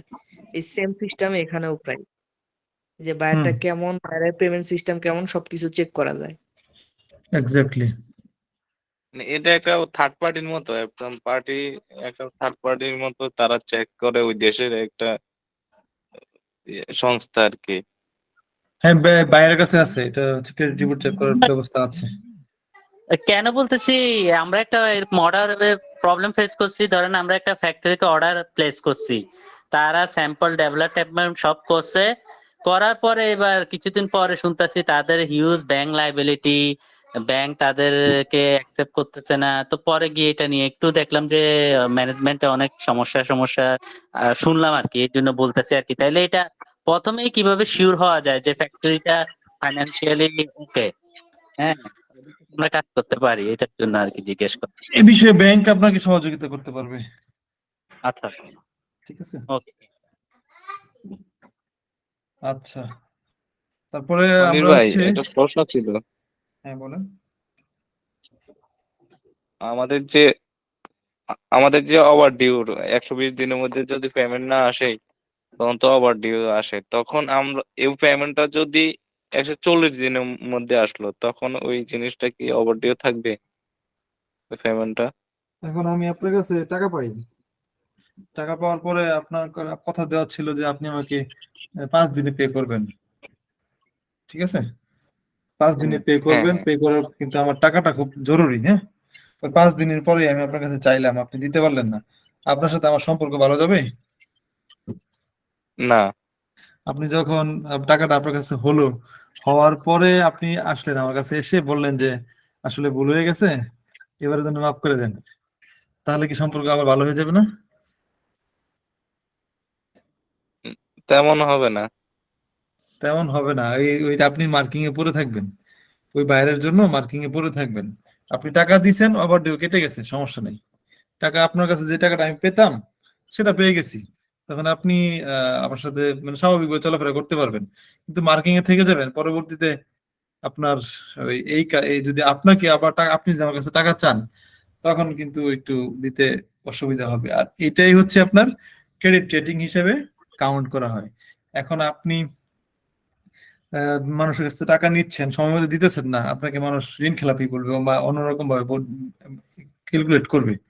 এরকমই ব্যাংকেই যখন আপনি কাজ করেন ব্যাংক চ্যানেলে, আপনার যে শর্ত যদি আপনার থাকে যে 120 দিনে পেমেন্ট করতে হবে, আপনি সেটা করতে পারেন 130 দিনে করতেন, তার মানে আপনার ক্রেডিট রিপোর্টটা আস্তে আস্তে নেমে যাবে।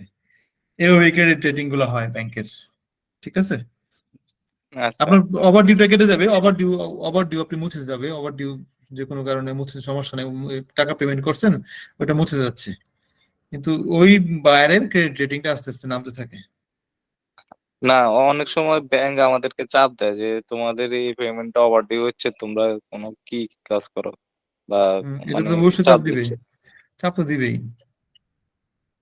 চাপ দিবে। তখন আপনি যখন ওভার ডিউ ক্লিয়ার হয়ে যাবে, আপনার বাংলাদেশ ব্যাংক থেকে ওভার ডিউ অপশনটা এটা সরে যাবে, কাস্টমস থেকে আপনার ওভার ডিউ যে এটা শো করছিল সেটা সরে যাবে, আপনি আপনার কাজ করতে পারবেন।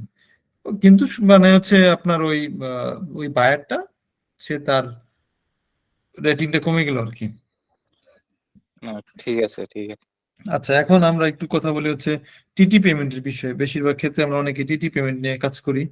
টিটি ভাই পেমেন্টের আপনার ক্ষেত্রে আমাদের চার্জটা দেখেন একটু কমে আসতেছে। হ্যাঁ অনেকটা কমেছে, আর 43 মিনিট চালানো যাবে, হয়তো বা 20 মিনিটের মধ্যে বন্ধ হয়ে যেতে পারে। আজকে সমস্যা হয়ে গেলে আমি মাত্র টের পেলাম যে আমার চার্জ হচ্ছে না।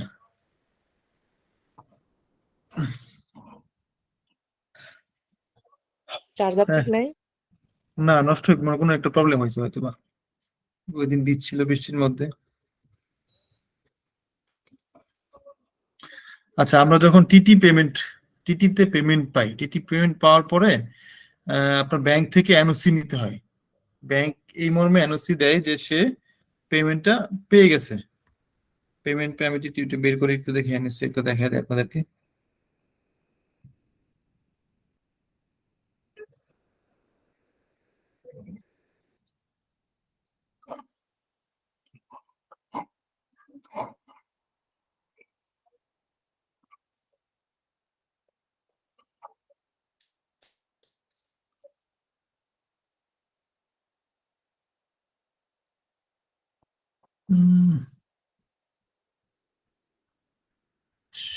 এনওসি কোথায় রাখা?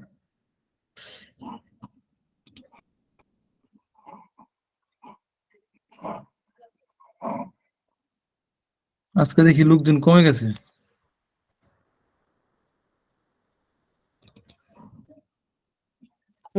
বৃষ্টি মনে হয় অনেকের ওখানে, এই জন্যই। না না, এক্সপোর্টে সব এক্সপার্ট তো, এই জন্য। হ্যাঁ হ্যাঁ, এটাই কারণ হতে পারে।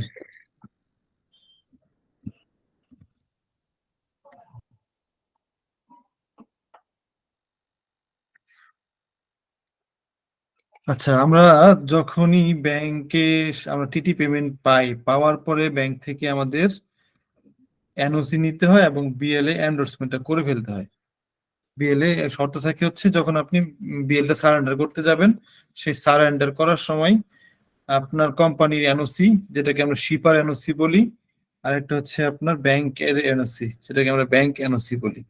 দুইটা এনওসি আমাদেরকে আমাদের ফরওয়ার্ডারকে দিতে হয়।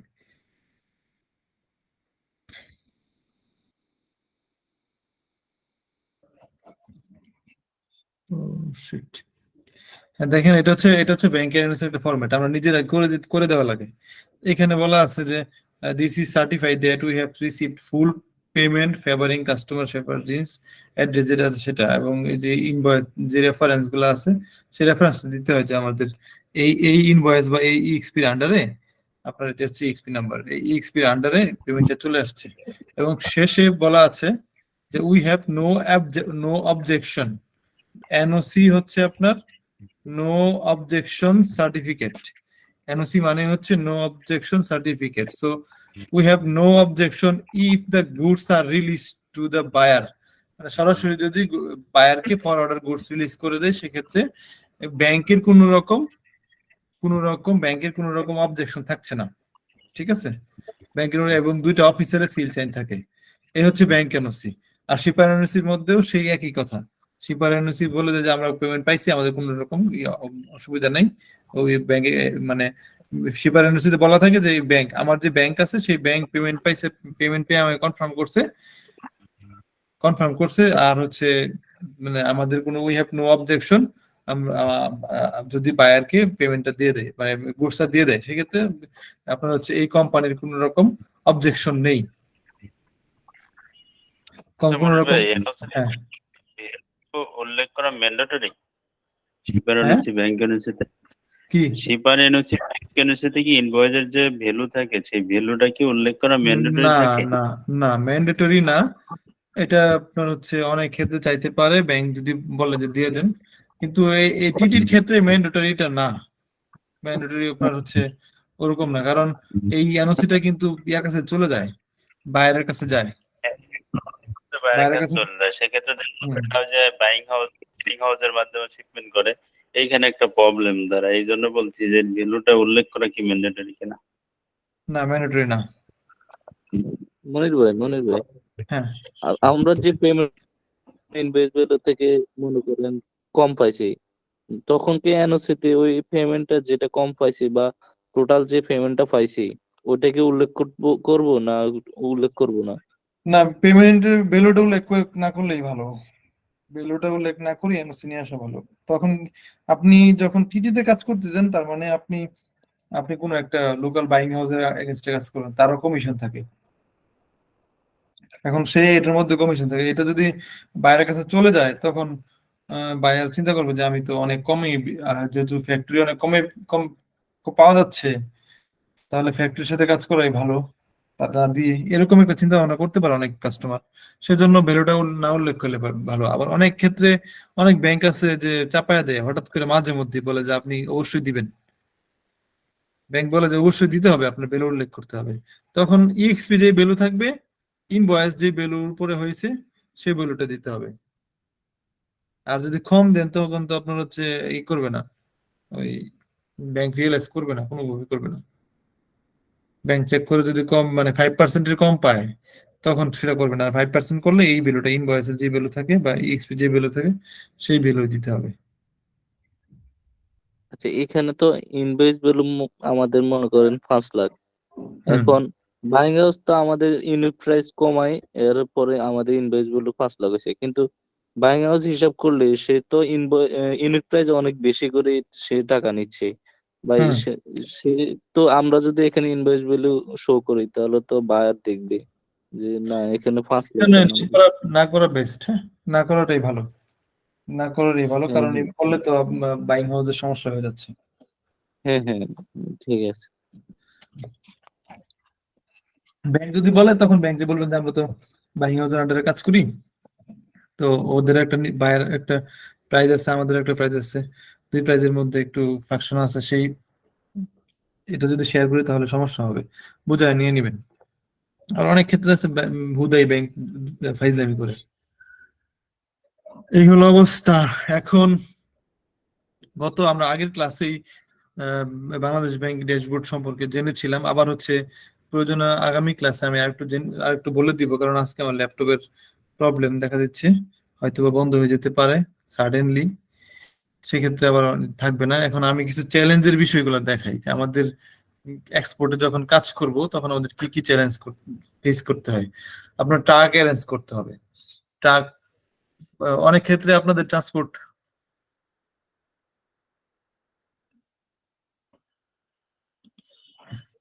অনেক ক্ষেত্রে হচ্ছে ট্রান্সপোর্ট ডিপার্টমেন্ট থাকে যারা ট্রান্সপোর্ট অ্যারেঞ্জ করে, কিন্তু অনেক ছোট কোম্পানিতে আপনি যাবেন তখন কিন্তু আপনাকে ট্রাক অ্যারেঞ্জ করতে হবে। সেক্ষেত্রে আপনার ট্রাক, বিভিন্ন ট্রাক, যারা ট্রাক এজেন্সি আছে, যারা আপনার হচ্ছে ওই ট্রাক নিয়ে কাজ করে, ওদের সাথে কন্ট্যাক্ট করে ওদের সাথে মার্কেট প্রাইসে কাজ করতে হয়। আবার হচ্ছে ফিক্স রেট থাকে, সেই ফিক্স রেটে কাজ করা যায়।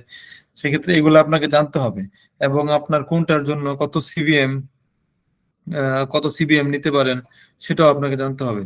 মানে একটা গাড়িতে কত সিবিএম দিতে পারবেন ওগুলো আপনার জানতে হবে। অলরেডি আমি বলেছি যে একটা কোন কোন ট্রাক, একটা সবচেয়ে বড় ট্রাকে কত সিবিএম হয়, 30 থেকে 32 সিবিএম হয়।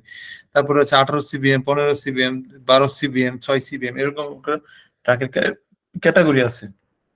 আপনার যতটুকু প্রোডাক্ট ততটুকু আপনি অ্যারেঞ্জ করে নেবেন। আর হচ্ছে আমাদের সবচেয়ে বড় সমস্যা হচ্ছে আমরা প্রোডাক্ট তৈরি করতে পারি না অনেক ক্ষেত্রে। আবার আমাদের মানে কাট অফটা মিট আপ করতে হয়। প্রত্যেকটা ফরওয়ার্ডার তাদের নিজস্ব একটা কাট অফ টাইম দিয়ে দেয়, যেমন সোমবারে কাট অফ টাইম থাকে, মঙ্গলবারে কাট অফ টাইম থাকে, এর মধ্যে আপনাকে প্রোডাক্ট হ্যান্ড ওভার করতে হয়। সেক্ষেত্রে অনেক ক্ষেত্রে দেখা যায় যে আমরা কাট অফ ধরতে পারতেছি না। কাট অফ না ধরতে পারলে আমরা কি করি, আমরা তো হচ্ছে ট্রাই করি যে স্পেশাল করার জন্য। স্পেশাল করার, স্পেশাল জিনিসটা কি একটু বলবেন? হ্যাঁ, স্পেশাল জিনিসটা কি মানে? স্পেশাল জিনিসটা হচ্ছে শুধু বাংলা কথা বলতে গেলে আপনি ঘুষ দিয়ে করবেন। ওই ফরওয়ার্ডারকে বলবেন যে জাহাজ তাদের যে আমাদের যে কাট অফ টাইম আছে সেই কাট অফ টাইম মানে বাইরে আমি একদিন হয়তো বা 5 ঘন্টা 4 ঘন্টা বা একটু বেশি সময়, একদিনের বেশি তো তারা নিবে না। ওই একদিন পরে আর কি, যেদিন কাট অফ টাইম থাকে একদিন পরে আমরা হ্যান্ড ওভার করবো। তখন কন্টেনার ওয়াইজ আপনার কাছ থেকে চার্জ নেবে 4,000 টাকা, 5,000 টাকা, এরকম চার্জ নেয়। নর্মালি মনে হয় 5,000 টাকা করে এখন নিচ্ছে। আপনার কাট অফ টাইমের পরে একটা কন্টেনার আপনি আটকে রাখলে সেটার 5,000 টাকা নিচ্ছে। এটা কি করে আপনার ফরওয়ার্ডাররা, তাদের হাতে একদিন সময় থাকে, বা আপনার হচ্ছে তারা একটা সময় নিয়ে আপনার কাট অফ টাইম দিবে। অবশ্যই তাদের হাতে একটা সময় থাকে, যে সময়টার মধ্যে তারা কন্টেনার গুলো প্লেস করে, কন্টেনার সর্ট আউট করে, কন্টেনার গুলো এন্ট্রি দিতে থাকে, বা আপনার কাছ থেকে আগের দিন বিকালে নিল, পরের দিন বিকালে তারা ওই ডিপো থেকে গোষ্ঠটা ছেড়ে দিবে, ছেড়ে জাহাজে উঠাই দিবে। আবার জাহাজে কি করে, জাহাজ যখন আপনার জাহাজ কোম্পানি বা শিপিং এজেন্ট যারা আছে তারা যখন আপনার কাছ থেকে ইয়ার কাছ থেকে বুকিং নেয়, ফরওয়ার্ডারের কাছ থেকে বুকিং নেয়, তখন তারা আবার একটা টাইম রাখে মাঝখানে। তো এটা মানে সার্টেনলি হতেই পারে, এই জন্য তারা হয়তো একদিন সময় বেশি রাখে। তখন আপনি ফরওয়ার্ডারকে যখন রিকোয়েস্ট করলে ফরওয়ার্ডার আপনার শিপিং এজেন্টের সাথে কথা বলবে, দেখবে আসলে কি টাইম আছে কিনা। যদি টাইম থাকে তাহলে আপনাকে শিপিং এজেন্টকে ম্যানেজ করে সে আপনার জন্য আপনার গুডসটা নিয়ে নিবে। তখন এই কন্টেনার ওয়াইজ চার্জ নেয় 4,000 5,000 টাকা, সর্বনিম্ন মনে হয় এখন 4,000 টাকা, আর উপরে অনেক ফরওয়ার্ডার বেশি করে নেয়। এটা হচ্ছে অবস্থা। 4,000 টাকা নেয়। অনেকে আছে 5,000 টাকাও নেয়। আর হচ্ছে শার্ট আউটের যে ব্যাপারটা, শার্ট আউট হচ্ছে আপনি আপনার অনেক ক্ষেত্রে দেখা যায় অনেক অনেক প্রোডাক্ট গুলো চিটাগং ডিপুতেই ইন্সপেকশন হয়, যেমন প্রাইমার্ক তাদের প্রোডাক্ট গুলো চিটাগং এর ডিপুতে ইন্সপেকশন করে। সেক্ষেত্রে আপনাদের হচ্ছে ওখানে গুডস পাঠিয়ে দিলেন, এখানে ইন্সপেকশন হলো না, কিন্তু ইন্সপেকশন হওয়ার পরে ওই ডিপুতে যাওয়ার ইন্সপেকশন হওয়ার পরে ইন্সপেকশন ফেল দিল, বা আরো কিছু কারণ থাকতে পারে গুডস নিবে না, এই মুহূর্তে বায়ার গুডস নিতে যাচ্ছে না, আপনি হ্যান্ড ওভার করে ফেললেন। পরবর্তীতে দেখা গেল বায়ার বললো যে আমি এখন নিতে পারবো না, আমি 2 মাস পরে নিব, 1 মাস পরে নিব।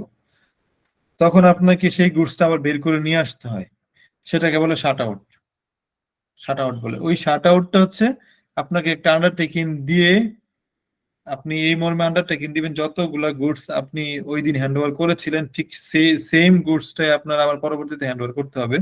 যদি বিল অফ এন্ট্রি বা শিপিং বিল হয়ে যায়, শিপিং বিল হয়ে যাওয়ার পরেও শাট আউট করে ফেলা যায়, শাট আউট নিয়ে আসা যায়, তখন ওইভাবে আন্ডারটেকিং দিতে হবে, কিন্তু কোনো রিভাইজ করা যাবে না, কোনো রকম শর্ট বা কোনো রকম বেশি করা যাবে না। যদি শর্ট হয় তাহলে শর্ট শিপমেন্ট করার কোনো সার্টিফিকেটও পাবেন না, আপনি হ্যান্ড ওভার করতে পারবেন না। আর যদি বেশি হয় তখন আরেকটা ইনভয়েস করে দিতে হবে। এটাকে বলে শাট আউট। আর সিএনএফ এর সাথে কাজ করা, কিছু সিএনএফ এই বিভিন্ন সময়, ড্যামেজটা কে দিবে শাট আউটের? হ্যাঁ আর এই যে যে আমার যে শিপমেন্টটা হয় না এটা যে আবার রিটার্ন আনতে হয়, তাহলে এটা ড্যামেজটা কি মানে এক্সপোর্টারই বহন করবে নাকি এটা ড্যামেজ পরবর্তী যদি ইম্পোর্টার দেওয়া হয়? আপনার প্রবলেমের কারণে হয়ে থাকে তাহলে অবশ্যই আপনি বেয়ার করবেন। আর যদি বায়ার বলে যে এটা আহ, সমস্যা তার প্রবলেম, এখন নিতে পারবে না, তাহলে সেটা সেই ডিপুর যে চার্জ আছে সেটা বায়ার ফরওয়ার্ডারকে দিবে। বেশিরভাগ থ্যাংক ক্ষেত্রে ইউ। আমাদের নিজেদের সমস্যার কারণে শাট আউট করতে হয়, এবং শাট আউট করার পরবর্তী একটা নির্দিষ্ট টাইম থাকে, 3 দিনের মধ্যে জেনে দেবেন, তখন ওইটা আর লাগে না, ওইটা ফ্রি থাকে, আপনি নিয়ে আসতে পারবেন। ওই ড্যামারেজটা ওইভাবে আসে না, কিন্তু ফালায় রাখলে ড্যামারেজ আসবে। তারপর হচ্ছে আপনার সিএনএফ ম্যানেজ করা। সিএনএফ অনেক ক্ষেত্রে দেখায় অনেক রকম হাইকোর্ট জজকোর্ট দেখাইতে পারে। যদি সিএনএফ থাকে তাহলে ওগুলারে ম্যানেজ করার জন্য আপনার কাজের ধারাটা বা পলিসিটা জানতে হবে যে এইটার পরে এটা হতে পারে, এই সমস্যা হতে পারে। মানে এখন ধরেন আপনি একটা প্রোডাক্ট পাঠালেন, পাঠানোর পরে বৃষ্টি পড়ছে, রাস্তার মধ্যে বৃষ্টি পড়লো, বৃষ্টিতে হঠাৎ সাডেন বৃষ্টি বা অনেক বৃষ্টি হচ্ছে, আপনার পাঠালেন কিন্তু ওই কভার বেঞ্চে পাঠাচ্ছেন, তার মধ্যে একটু হোল ছিল বা ছিদ্র ছিল, ওই ছিদ্র দিয়ে পানি গিয়ে কার্টুন কয়েকটা ভিজে গেছে, তখন এই ভিজা কার্টুন কিন্তু ফরওয়ার্ডার অ্যাকসেপ্ট করে না। ভিজা কার্টুন ফরওয়ার্ডার কোনোভাবেই অ্যাকসেপ্ট করে না। তখন এটা আপনার আবার ইয়া থেকে কার্টুন পাঠাতে হয়। আর হচ্ছে যদি সিএনএফ একটু থাকে যে কার্টুন পাঠানোর এখন আর সময় নেই, তখন হয়তো বা সিএনএফ কোনো না কোনো ভাবে এটা শুকানোর ড্রাই করার চেষ্টা করে। ড্রাই না করতে পারলে, যদি একদম শুকাতে না পারে বা কোনো রকম ফাইনালি যদি একটু ভিজা থাকে, এই কার্টুন সিএনএফ ফরওয়ার্ডার নিবে না। কন্টেনারের ভিতরে যখন কার্টুন ঢুকবে, ঢোকার পরে যদি কোনো ভিজা থাকে, এই কার্টুনে পোকা হবে, পোকা হয়ে পুরা কন্টেনারের গুডস নষ্ট করে ফেলতে পারে। এজন্য কার্টুনের গায়ে কোনো রকম পানি থাকা যাবে না, কোনো রকম অয়েল মানে তেলের যে কোনো রকম চিহ্ন, একটু তেল পড়লে যেরকম ভিতরের মধ্যে দেখা যায়, সেটা থাকা যাবে না। কারণ এটা ঘষাঘষি হতে পারে ভিতরে কার্টুনের ভিতরে, কন্টেনারের ভিতরে। কন্টেনারের ভিতরে দাহ্য টাইপের বিষয় থাকে, যেখানে অগ্নি আপনার বেশি করে আগুন ধরে যায়, এরকমও হতে পারে। যার কারণে ওই রকম অয়েল কোনো কিছু থাকা যাবে না। আর কার্টুন যদি ড্যামেজ হয়, কার্টুন ড্যামেজ হলে যে সকল কার্টুনের মনে করেন পাতলা টাইপের কার্টুন হয়, 2 প্লাই 3 প্লাই 5 প্লাই যে নর্মাল কাগজগুলো আছে, সেগুলোর কার্টুন হলে আপনার যখন চাপ পড়বে তখন ড্যামেজ হয়ে যায়, ওই ড্যামেজ কার্টুন অ্যাকসেপ্ট করবে না। ড্যামেজ কার্টুন গুলো অ্যাকসেপ্ট করবে। হ্যাঁ, কার্টুনের এই বিষয়গুলো আমি একটু অ্যাড করি। কিছু কাস্টমার আছে আপনার এরকম এই যে পোকা টোকা বা কার্টুন ড্যামেজ ইস্যুটা হতে পারে, যার কারণে ওরা একটা মেডিসিন জাতীয় একটা ইয়ে আছে, ওটাকে বলে ডিসিক্যান হ্যান্ড। এটা অনেক সিলিকা জেলো বলি আমরা, ঠিক আছে। ডিসিক্যান হ্যান্ড এইগুলা ওরা ইউজ করে নিয়ে যায় না, যাতে এটা তো থাকবেই, সেটা তো অবশ্যই থাকবে, কিন্তু কোনো কারণে কোনো একটা ভিজা কার্টুন জীবনেও নিবে না, কোনো ভাবেই নিবে না ফরওয়ার্ডার, ঠিক আছে। না, অনেক কাস্টমার সচেতনতামূলক হিসাবে এগুলা ইউজ করে তাদের গুডস নিয়ে যায়। হ্যাঁ, এটা তো এটা অবশ্যই সিলিকা জেল দিতে হয়, দেওয়া লাগে। সিলিকা জেল সিলিকা তো জেল তো থাকে, মাস্ট প্রত্যেক বডির মধ্যেই থাকে। বডির মধ্যে থাকে, এটা আপনার প্রত্যেকটা মধ্যে থাকবে সিলিকা জেল। তাছাড়া কার্টুন যেই পোকা, ওই পোকা হলে সিলিকা জেল কিছু করতে পারবে না। ওই পোকা অন্যরকম পোকা হয়, এটা অনেক হিস্ট্রি এরকম আছে যে আপনার 1 মাস পরে দেখলে তো শুধু পোকা বের হয়েছে, এরকম পোকা দিয়ে ভরে গেছে, নষ্ট হয়ে গেছে পেপার।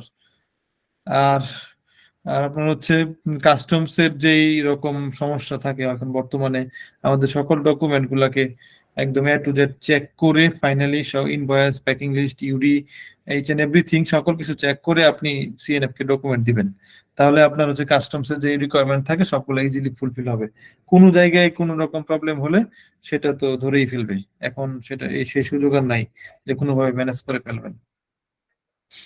আর হচ্ছে আন্ডারটেকিং ইস্যু, আমরা বিভিন্ন কারণে ফরওয়ার্ডারকে আন্ডারটেকিং দিয়ে থাকি, বিভিন্ন কারণে। ধরেন আপনার গুডসটা আপনার রিইন্সপেকশন হয়, ডাবল ইন্সপেকশন হয়, কয়েকবার ইন্সপেকশন। প্রথমবার কার্টুনজাত করা হয়ে গেছে, কার্টুনজাত করা হওয়ার পরে হঠাৎ করে আবার আপনার একটা প্রবলেম ধরা পড়ছে, তখন ফুল গুডস গুলো আবার কার্টুন থেকে বের করে যেগুলো রিচেক বলে, তো রিচেক করলো। রিচেক করার পরে কার্টুনের উপরে আগে যে ট্যাপ মারা ছিল, ওই ট্যাপ কেটেই তো বের করছে, মাঝখান দিয়ে কেটে আবার বের করছে, তখন এটার উপর আবার ডাবল ট্যাপ মারা হয়। সেই ডাবল ট্যাপ পেলে আপনার ফরওয়ার্ডার গুডস নিবে না, রিসিভ করবে না।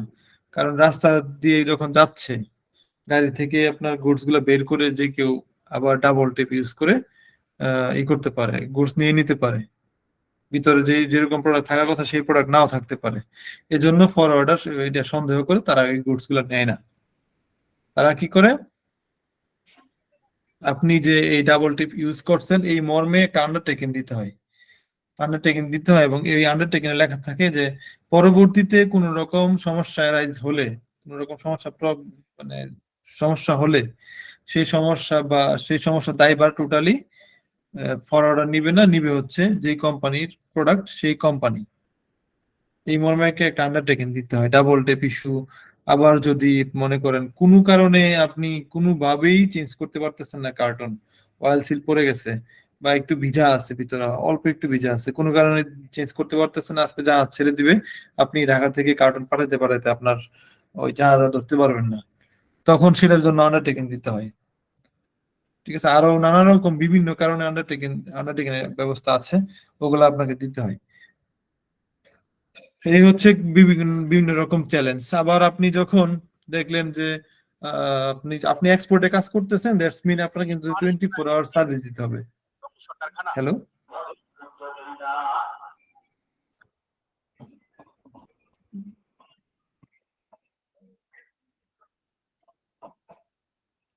হ্যাঁ, আপনার নানা রকম কারণে আন্ডারটেকিং দিতে হয়। এখন আপনি প্রোডাক্ট পাঠালেন, প্রোডাক্ট পাঠানোর পরবর্তী সময়ে আপনার রাস্তায় গাড়ি অ্যাক্সিডেন্ট হতে পারে, ট্রাক আপনার হচ্ছে অ্যাক্সিডেন্ট করতেই পারে যে কোনো কারণে। জি সজীব হোসেন বলেন। ভাই এই যে আন্ডারটেকিং এর ব্যাপারটা, এটা তো অনেক সময় আমার এখানে দেখলাম যে এটা ম্যানেজমেন্ট দিতেই চায় না, বলে যে আন্ডারটেকিং এর কি দরকার, এইগুলো দিলে সমস্যা হবে, তারা সব দোষ আমাদের ঘাড়ে চাপাবে। তো এইগুলা পরে কিভাবে সমাধান হয়, বা এটা কি না দিলে তো কাস্টমস বা সিএনএফ এর সাথে কাজ করাও সমস্যা, আবার ম্যানেজমেন্ট এখানে আন্ডারটেকিং দিতে চাচ্ছেন না, তারা বলে এগুলো পরে পুরো খরচ আমাদের উপর দিয়ে দিবে, বা প্রোডাক্টের একটা ক্ষতি করে বা এটা চুরি করে তা বলবে যে এটা আমরা করছি। তো এইটা কিভাবে করা যায়, ম্যানেজ করা যায়? আন্ডারটেকিং লাগবে, আন্ডারটেকিং যেই শর্তের জন্য আন্ডারটেকিং চাচ্ছে সেই শর্ত আপনি কেন মানলেন না? আপনার কোম্পানি কেন মানতে পারেননি? মানা উচিত ছিল না আপনার কোম্পানির, যে আপনার ডাবল টেপ ইউজ করতে হবে, আপনি ডাবল টেপ কার্টন চেঞ্জ করে দিলেন না কেন? ডাবল টেপ ইউজ করা যাবে না। ডাবল টেপ ইউজ আপনি এখন যে প্রোডাক্ট দেওয়ার কথা ছিল সেটা নাও হতে পারে, রাস্তার মধ্যে চুরি হতে পারে। ঠিক আছে, হ্যাঁ সেটাই, চুরি হতে পারে সেটাও। আমার হচ্ছে আজকে চার্জ একদম শেষ হয়ে গেছে, হ্যাঁ এখনই বন্ধ হয়ে যাবে, আমি রেকর্ডিংটা ক্লোজ করে নিচ্ছি।